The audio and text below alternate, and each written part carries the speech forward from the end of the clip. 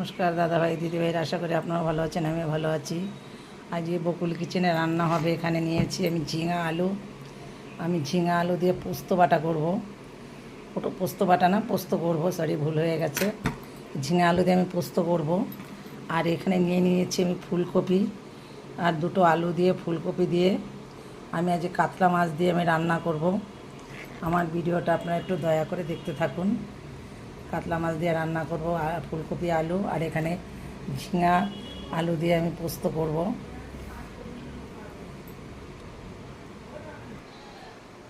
বন্ধুরা, এখানে আমি মাছ নিয়েছি 4 পিস। এই 4 পিস মাছ আমি 5-7 মিনিটের জন্য আমি করে রেখে দেবো, লবণ হলুদ মেখে।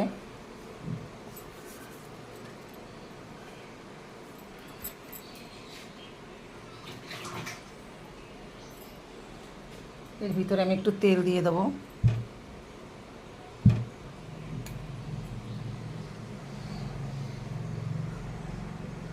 কারণ তেলটা দিলে পরে কী হয়, মাছটা ফুটে গায়ে আসে না। কারণ সকালবেলা তো আমি স্নান করে নিই, গায়ে মাছের তেল ফুটে আসতে পরে আবার চান করতে খুব অসুবিধা লাগে। কেন মাছের তেল গায়ে চলে গেলে না, স্নান না করে থাকা যায় না, গায়ে খুব গন্ধ হয়ে যায়। যার জন্য মাছ আমি একটু তেল মেখে নিই। আর মাছ যখন আমি ধুই, তখন আমি মাছটাকে কী করি বলেন তো, কুসুম গরম জল দিয়ে, সবসময় জিনিস যে কোনো মাছই কুসুম গরম জল দিয়ে আমি মাছটাকে একটু লবণ দিয়ে আমি মাছটাকে ভালো করে একটু ভিজিয়ে রাখি, ভালো করে আমি ধুয়ে নিই। কুসুম গরম জল দিয়ে কাঁচা লবণ দিয়ে যদি মাছটাকে মিনিট 2-3-এর মতন যদি ভিজিয়ে রাখা যায়, ভালো করে ধুলে পরে কিন্তু আষ্টে গন্ধটা আসে না। যার জন্য আমি একটু মাছ ভাজতে গেলে সবসময় একটু তেল দিয়ে দিই, সাথে যায়, যার জন্য ফুটে গায়ে না আসে। গায়ে ওই তেলটা আসলে সকালে আমি স্নান না করে তো রান্নাঘরে আসি না, গায়ে তেল ছিটে আসলে পরে গায়ে গন্ধ হয়ে যায়। যার জন্য আমি ফিরে আবার চান করতে হয়, যার জন্য আমি একটু তেল দিয়ে নিই। বারবার তো চান করা যায় না, এখন করব, আবার সন্ধ্যার সময় আবার চান করব। আমার দিনের মধ্যে 2-3 বার স্নান করা হয়ে যায়। আমার কড়াইটা কিন্তু গরম হয়ে গেছে, 5-7 মিনিট হয়ে গেছে আমি মাছটাকে ম্যারিনেট করে রেখেছি। এখন আমার কড়াই গরম হয়েছে, আমি কিন্তু তেল দিয়ে দেবো।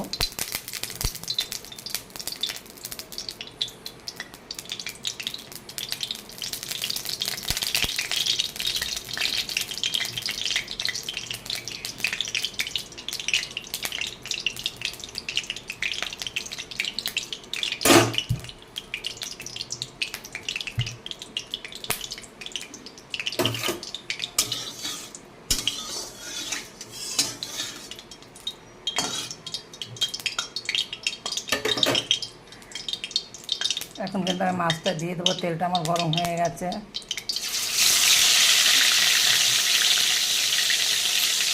এই দেখুন, আমি কিন্তু আপনাদের অনেক দেখিয়েছি, আমি কিন্তু মাটির হাঁড়িতে ভাত করি। এই দেখুন, আমার মাটির হাঁড়িতে ভাত হচ্ছে। কিন্তু হাঁড়ি কিন্তু আমার প্রায় 1 বছরের হাঁড়ি।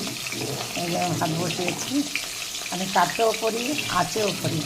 হাঁড়ি কিন্তু ব্যবহার ঠিক মতো না করতে পারলে ফেটে যায়। আমার ভাত বসিয়েছি মাটির হাঁড়ি, আমি কিন্তু মাটির হাঁড়িতে কিন্তু দুবেলা আমি ভাত করি। মাছটা কিন্তু আমার ভাজা হয়ে গেছে 2 পিস, আমি কিন্তু লাল করে ভেজেছি। বেশ তো ফ্রিজে ছিল মাছ, তো যার জন্য একটু টাইট করে ভাজতে হলো মাছটাকে আমার। এখন আমার মাছ ভাজাটা হয়ে গেছে, এর ভিতরে আমি দিয়ে দেবো কিছুটা সরষের তেল। মাছ ভাজার তেলের মধ্যে আমি কিন্তু তেলটা দিয়ে দিচ্ছি। তেলটা আমি নামিয়ে রাখিনি, জাস্ট আমি মাছের তরকারিটাই করে নেবো ফুলকপি দিয়ে। এখন আমি যে ফুলকপিগুলো দেখিয়েছিলাম, ফুলকপিটা ভেজে নেবো।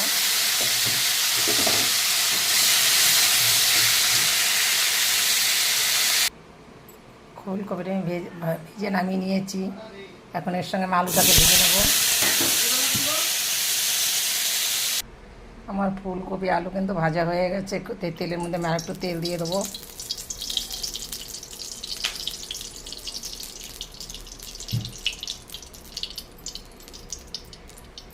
এবার ফোড়নে আমি দিয়ে দিচ্ছি 2টো তেজপাতা, 2টো লবঙ্গ, 2টো এলাচ আর একটুখানি জিরা। আমি কিন্তু ফোড়নে দিয়ে দিচ্ছি।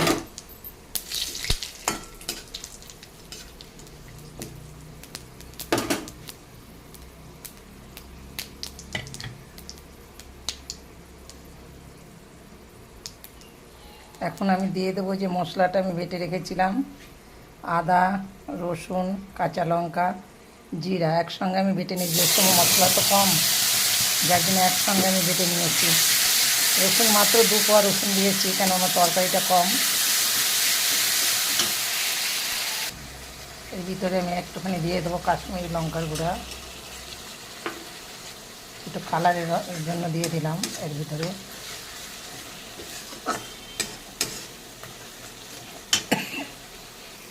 এটার ভিতরে দিয়ে দেবো আমি কিছুটা হলুদ, তার ভিতরে দিয়ে দেবো আমি একটু লবণ। আমি যে ফুলকপি আর আলুটাকে ভেজে রেখেছিলাম এখন দিয়ে দেবো এর ভিতরে।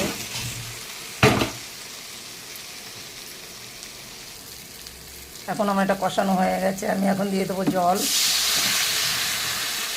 আমি কুসুম গরম জল দিয়েছি, কিন্তু এর ভিতরে আমি ঠান্ডা জলটা তরকারিতে, যে কোনো তরকারিতে আমি খুব কম ব্যবহার করি, গরম জলটাই আমি বেশি ব্যবহার করি।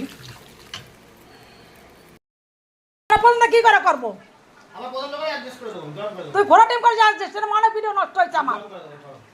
তোরা কোনো সময় আমার জিনিসের হাত দাস না, জয়েন করে দিবি এখনই, দিয়ে তারপরে যাবি।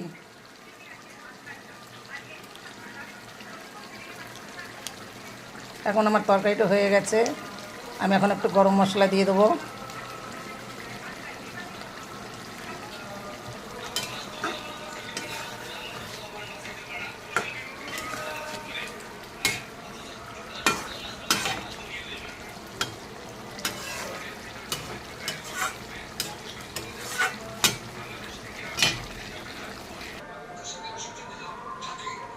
আমার ফুলকপি আলুর তরকারিটা হয়ে গেছে। ফুলকপি আলু কাতলা মাছ দিয়ে আমি করেছি।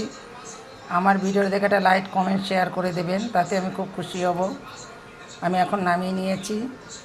কত সুন্দর তরকারি হয়েছে দেখুন। ফুলকপি আলু কাতলা মাছ দিয়ে আমি তরকারিটা করেছি। আমারটা লাইক, কমেন্ট, শেয়ার করে দেবেন, তাতে আমি খুব খুশি হব।